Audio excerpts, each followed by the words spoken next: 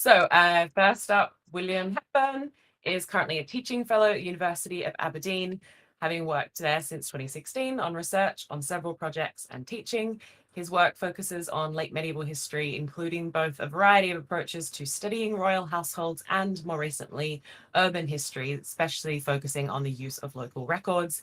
He was also the lead designer for Strange Sickness, a game focused on the response of medieval local governments to plague. The game was based on the records from Aberdeen, which has the most complete late medieval record system of any local government body in Scotland. And I will pass over to you to introduce and do your little 15-minute field intro. Thank you, Tess, and yeah, very impressed that you're managing to be so coherent at midnight, because I rarely feel that coherent at a totally normal time of day here in Scotland.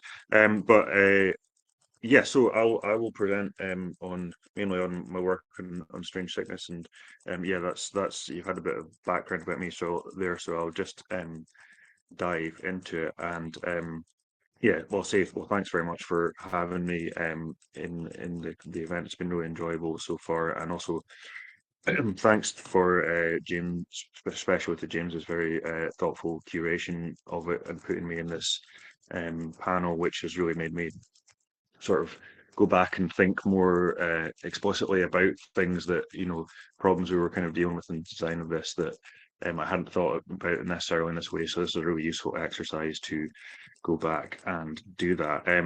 I will just share my screen briefly, if that's okay, because it's probably the best way to just give you an overview of the game and the sources that I'm talking about.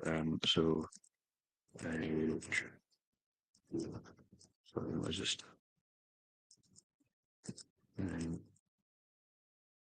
so can I do this? It's got millions of tabs and windows open. Give me a second.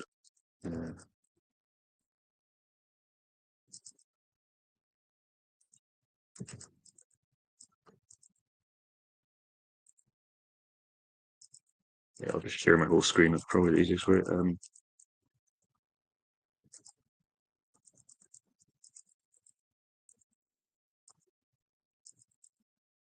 It's not allowing me to do that.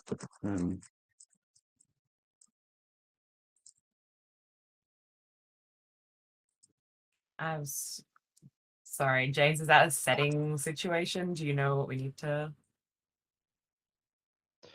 Sorry, for screen sharing, it should just be a case of getting the button down the bottom left. But is it? Yeah, it's just like the share. Your permissions in your browser or something. Yeah. I think.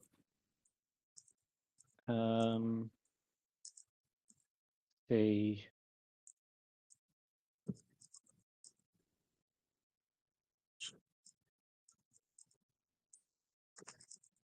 It's just like showing the button is like grayed out when I go to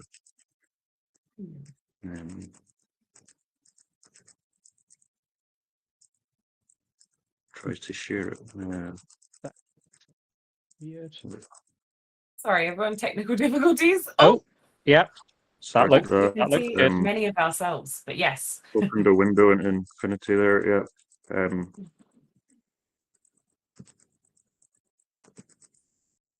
Awesome. I've shared my whole screen, right? Yes.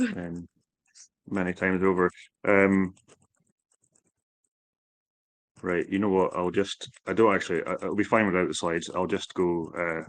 I will just give you a talk without the slides. That should be fine. Because I'm just losing track of where I am here. So so we'll just give you an overview of the game. So the records that we worked on here are the late medieval, what have been called the council registers of Aberdeen. So I've worked on several projects on those over the last few years.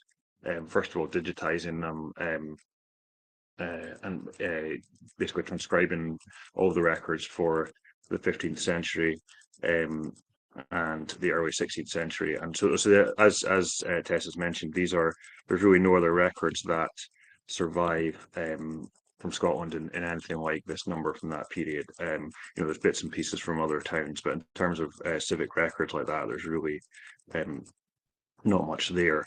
So these had a UNESCO recognition because of that, basically, that they could kind of give you this window into late medieval life in Scotland that you couldn't get from really any other sources, like sources of central government, royal government, and so on. So that was the basis for those projects. And we kind of digitized them, and then we did a project with the German university that was looking at the language within them and so on. And there's been lots of different work like that going on with them that I've been in some of these projects. And the first project I did, we were looking at ways to bring these records to a wider audience. So we were all kind of sharing ideas, and lots of kind of creative ideas going on at that time. I'm interested in games, I've played games for a long time, and I basically wanted to do something with games. So the original form this took was there was like a crime writing festival here called Granite Noir that that we got invited to do something for that. So I kind of volunteered that I would do this kind of game. It was like a live event as a game. It was like a murder mystery based on records, based on stuff from the sources. There wasn't an actual murder from the sources, but it was like we looked for. I found records of people that like had continuing disputes with each other and just kind of imagined a murder that had happened, and then used the records for as a way to make a story around that the audience could explore. They looked at some original records, and they voted on how they wanted the story to proceed, and so on. So that kind of got this idea of doing something with games going. I ended up doing an AHRC fellowship, Creative Economies Engagement Fellowship, which was all about exploring the use of games to bring this history to a wider audience. And so one of the things I did in that was make a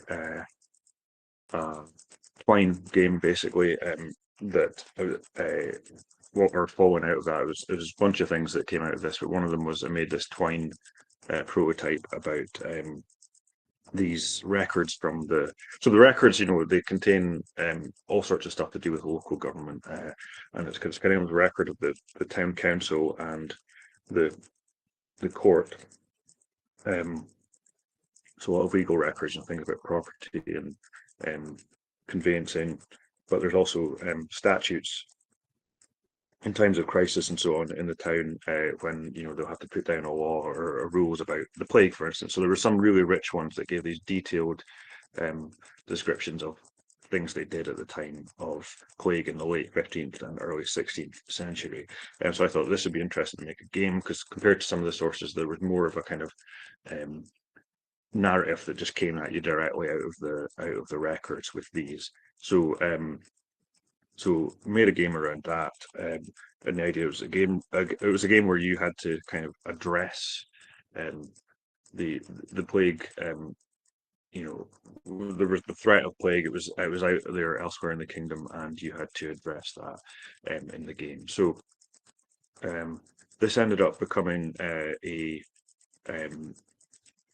we after that project, we want to continue with games related work, and so we ended up doing a Kickstarter to raise what would be the minimum amount of money we could make this game with, and because we wanted to hire people to, I am not trained as a game developer, and we needed people to do art, to do coding, and so we raised a very small amount of money, but we hit our goal, and we also got some add-on funding from the University of Aberdeen to help with that. So we had a small budget, and we were able to hire an artist who was just graduated from the art school here in Aberdeen, hadn't worked on games before, but was really interested in them.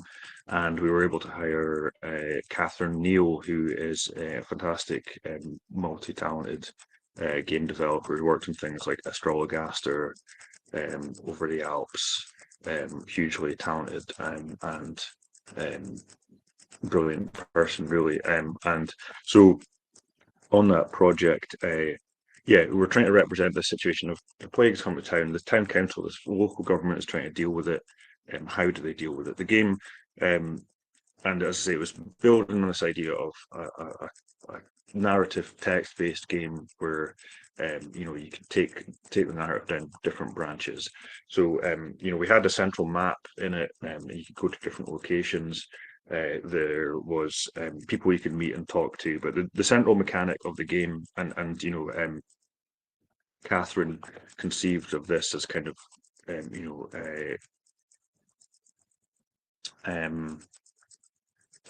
taking some inspiration from the Ace Attorney games, which I haven't played much, but I like the I like that kind of idea of you're assembling a case. Basically, you're building a case, so you're collecting evidence and presenting it. You were playing a young councillor on the city council who had to try to influence the council as a whole to take action about this plague that was coming. And there was kind of, some of the themes that emerged from it was kind of, it's a time of like, well, still is, a time of climate activism and so on in present days, and this idea that there was a younger generation that was trying to tell the older generation in power that there was a problem here and we need to do something about it.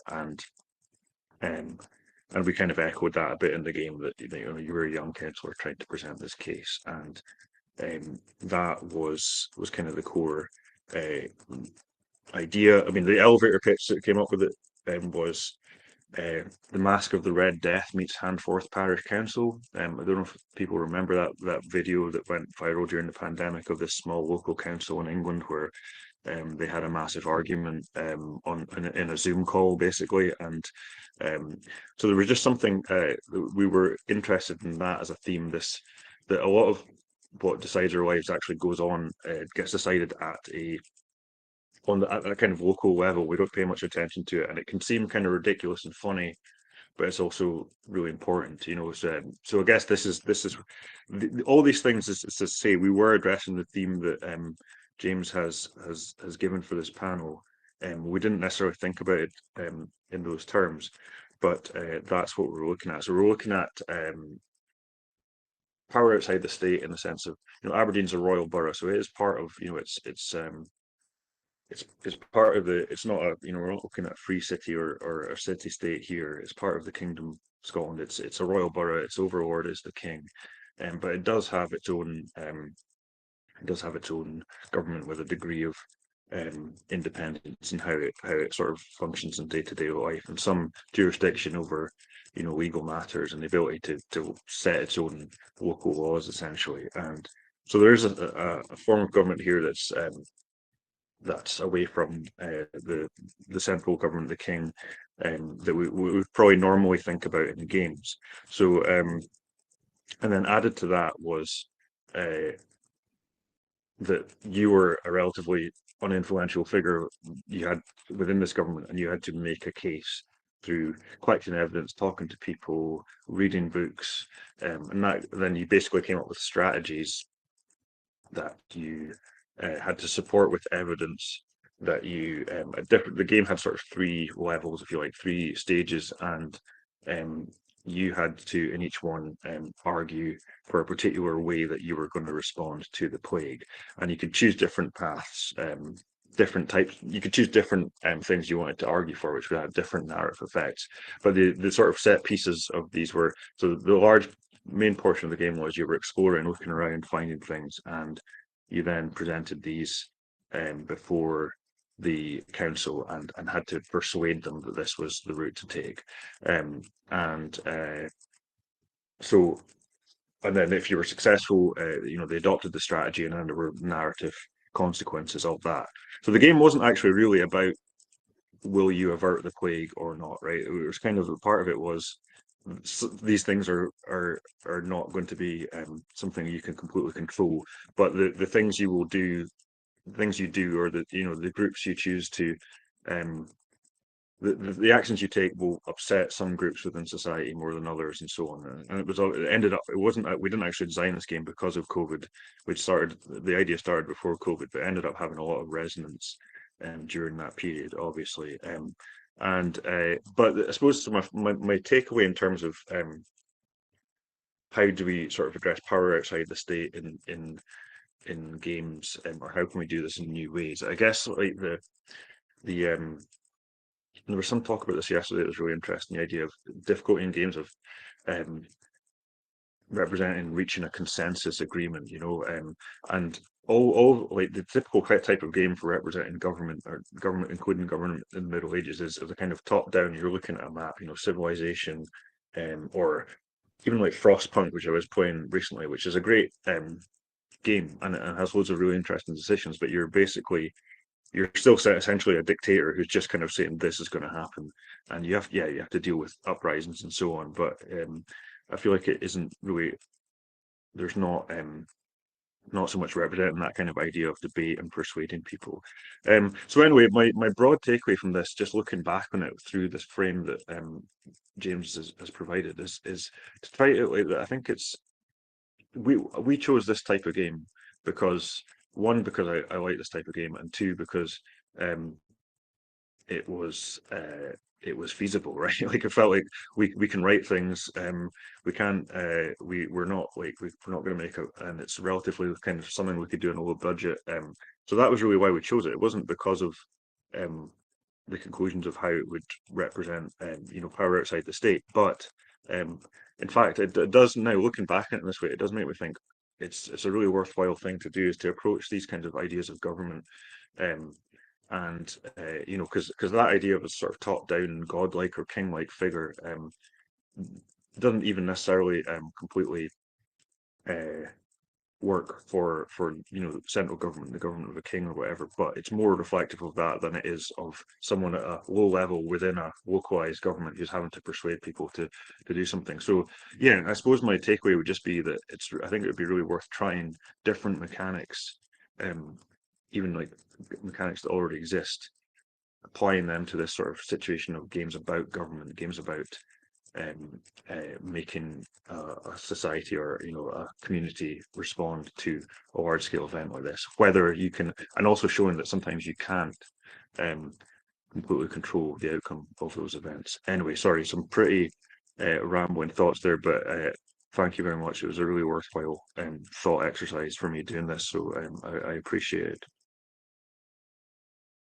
Great. Okay, thank you so much, William, and we will jump over now to our second presenter. Oana-Alexandra Chirilă, PhD, is an anthropologist and curator currently working at Memories. I'm not going to say that right, am I? I practiced and everything. Memories County Museum of History and Archaeology in Baia Romania. Oana is a Fulbright and Erasmus scholar. Her academic interests revolve mainly around Islam and urban culture.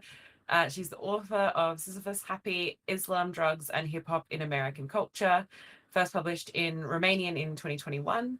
Oana is also an avid amateur video game player, a passion that sometimes makes its way into her work, as is the case with Show This Full Night What It Is to Have No Fear, Freedom and Oppression in Assassin's Creed, a chapter that she published in Playing the Crusades, Engaging the Crusades, Volume 5.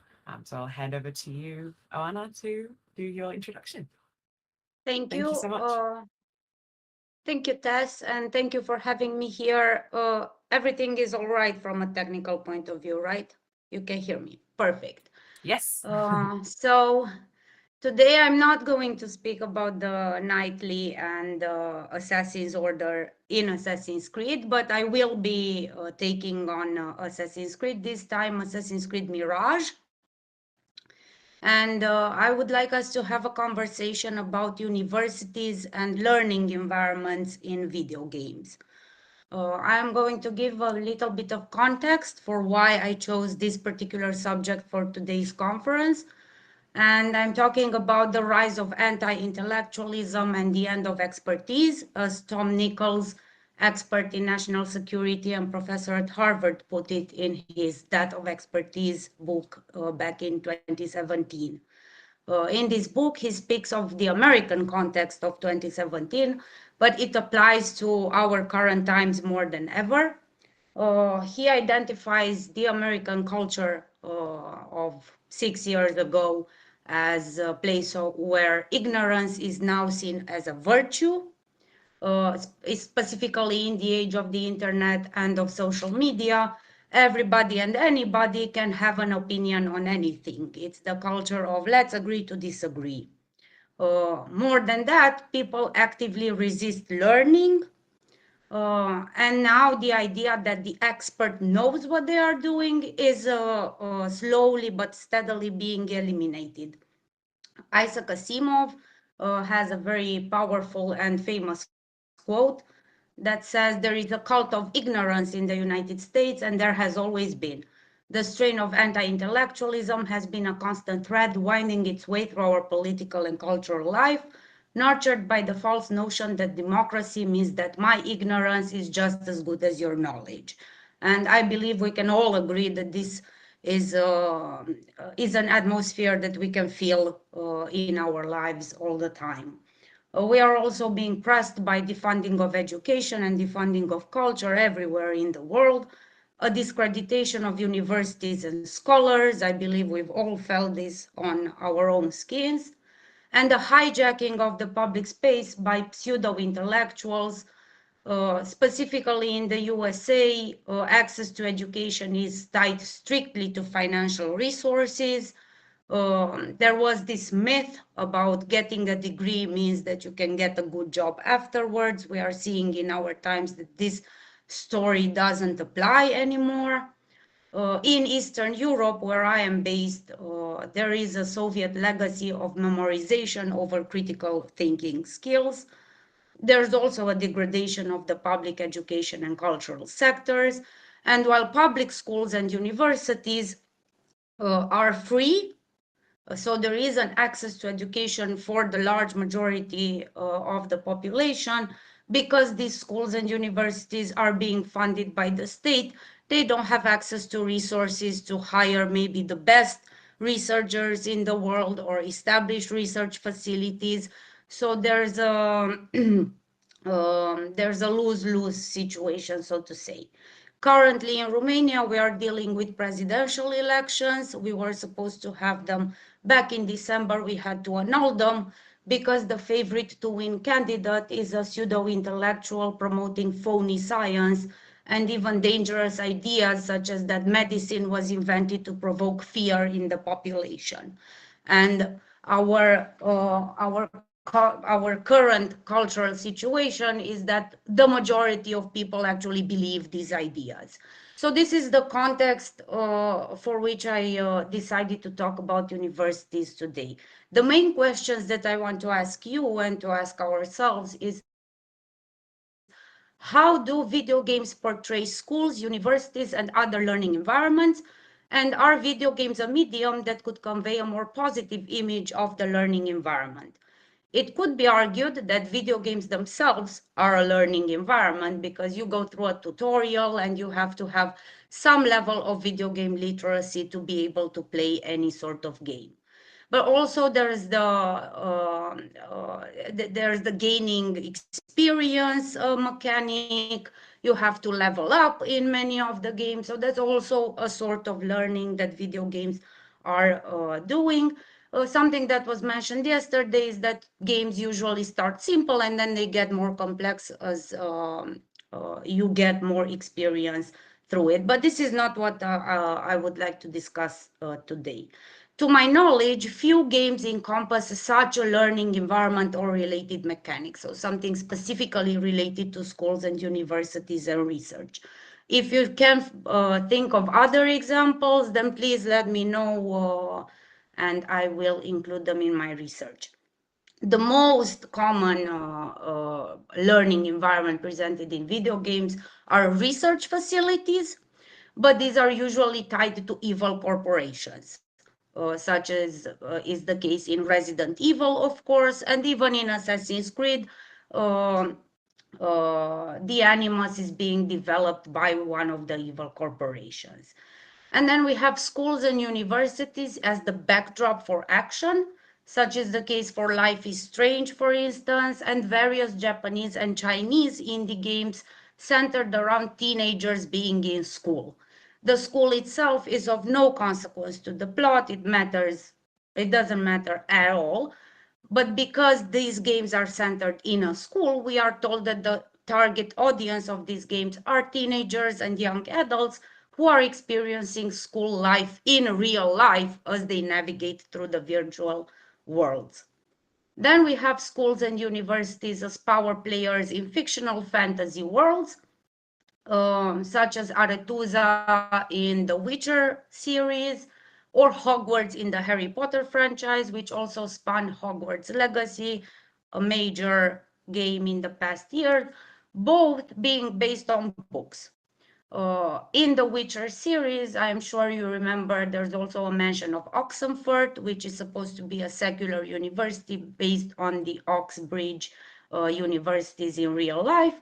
And we have this character called Dandelion or Jaskier in the books, who is metonymic to culture on the entire continent. So we are aware that in the Witcher universe, there is such a thing as a secular university where research is being done and scholars are being hired and there are lectures being held, but we don't really get to explore this world at all. Schools of magic, of course, are a trope in fantasy. So is the lone scholar who lives in an archive or in a library. The spaces are usually dark and chock full with dusty books and scrolls. So there's no vibrant environment to this lone scholar trope in fantasy. Then we have schools, universities, museums, theaters as buildable objects in games such as Caesar or Zeus and Poseidon, generally in city building or economic games, where you are actually required to give inhabitants access to culture. I think this is a very important aspect, that there are games which require you to give inhabitants access to culture.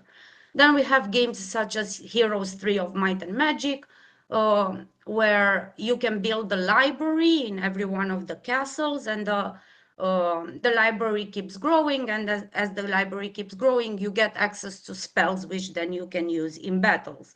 The more castles you own, the more libraries you have to build, and the more you have to grow them, and the more spells you can access. You can also build up the skills tree for your hero, and some of these skills include learning, wisdom, knowledge. So learning in Heroes 3 of Might and Magic plays a central role.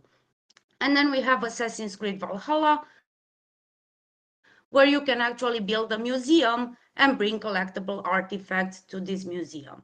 Indeed, a lot of RPG games, specifically those set in medieval-esque settings, have some sort of collectible artifacts scattered around the world. They can be gathered and then exchanged for some reward. The main game that I would like to discuss, though, is Assassin's Creed Mirage, which stands out for its portraitization of Bait al-Hikmah, or the House of Wisdom, House of Knowledge, depends on how you want to translate it. The game follows Basim ibn Ishaq, and it is set in 9th century Baghdad during the so-called Golden Age of Islam. The city has 4 districts: the Round City, Karh, Harbiya, and Abbasiya, and the House of Wisdom, or Bait al-Hikmah, is located in the Abbasiya district. Baghdad is the capital of the Abbasid Caliphate, the second caliphate in Islamic history. It was built from scratch by the Caliph al-Mansur, and it's famous for a host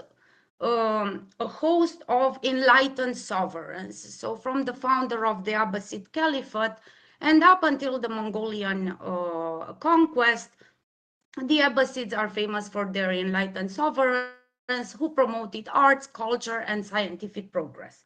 In the real life, Bait al-Hikmah was a major public intellectual center in 9th century Baghdad, founded either in the time of Al-Mamun, which is between 1813 and 1833, or even earlier in the time of Harun al-Rashid, 786, 809. So around the beginning of the 9th century. By the time the proper institution Bait al-Hikmah was founded, Baghdad was already an effervescent hub for learning. This is Wikipedia level information, just to give you a bit of context about the Bait al-Hikmah. It was a library and an academy. But more than a specific building or building complex, it represented the zeitgeist of the 9th century Baghdad. So the 9th century Baghdad was all about progress and research and the translation movement. Lots of ancient Greek and Syriac texts were being translated, and then during the Crusades, we know that these texts were then translated to the European languages. It gathered prominent scholars from all over the Islamic space, and not only names such as Al-Kindi, Al-Razali, Al-Razi, Ibn Sina, better known in Europe as Avicenna, among many, many other prominent scholars. It was open to Christians, Manichaests, Jewish, Muslims of various denominations. It fostered religious and scientific debate, and we can speak of Bait al-Hikmah as a place of multiculturalism avant la lettre. Scholars there dabbled in mathematics, linguistics, medicine, astronomy, chemistry, and also interpretation of the Islamic law. Baghdad, with its Bait al-Hikmah, promoted healthy scientific scholarly debate. Normally in the Islamic world, madrasas, the schools, were built around mosques and as part of the mosque complexes. They were reserved for the ulamas, the scholars of the Islamic law, and they had little public access. Bait al-Hikmah stands alone in this in the Islamic university space because it was not tied to a mosque specifically. It was a thing in itself. Bait al-Hikmah was not the only medieval Islamic center, but it was the largest one. There were others in Basra, Samarra, Damascus, Cairo, Aleppo, and Cordoba, but it was central to Baghdad's fabric and the fabric of the Abbasid Caliphate. When we speak of Bait al-Hikmah in terms of power, in many ways, the power of the Abbasid Caliphate came from the Bait al-Hikmah. Their entire power was stemming from the Bait al-Hikmah. It was soft power of la lettre. Bait al-Hikmah in Assassin's Creed Mirage is an explorable area in the city. You have various missions to do there on the grounds of the university.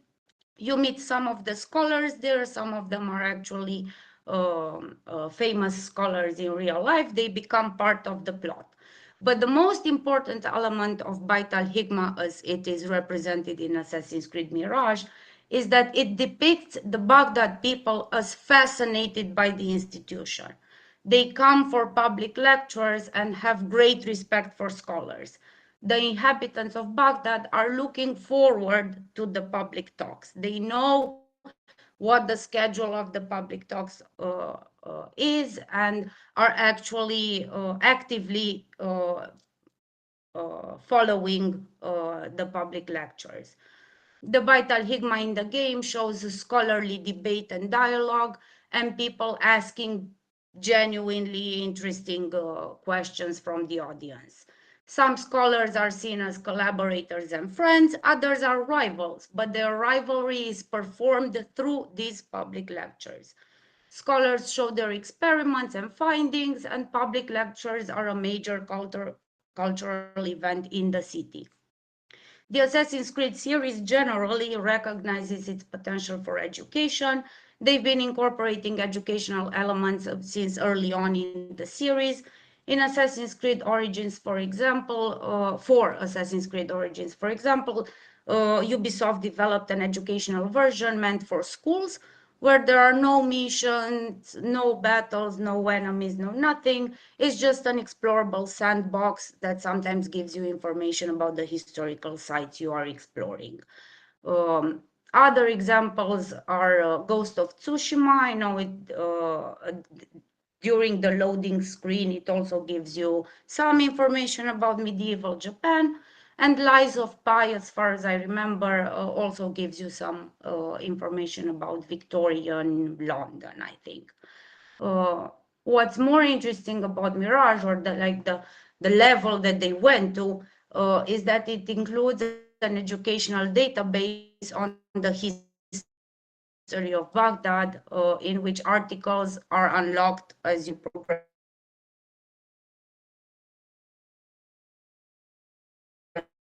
through the game, with various photographs coming on database with many academic experts in Islamic art and in Islamic history.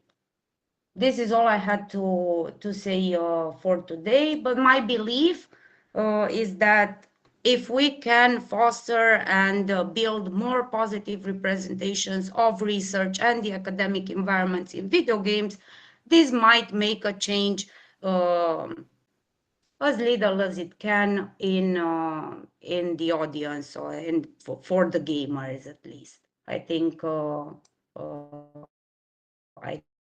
video games could be a medium to portray a more positive image of the learning environment. Thank you. Brilliant. Thank you so much. I was just about to jump in and say that's about 15 minutes if you can wrap up, and you wrapped up. So amazing. We've got plenty of time for questions. I will open up to the audience if anyone wants to jump straight in.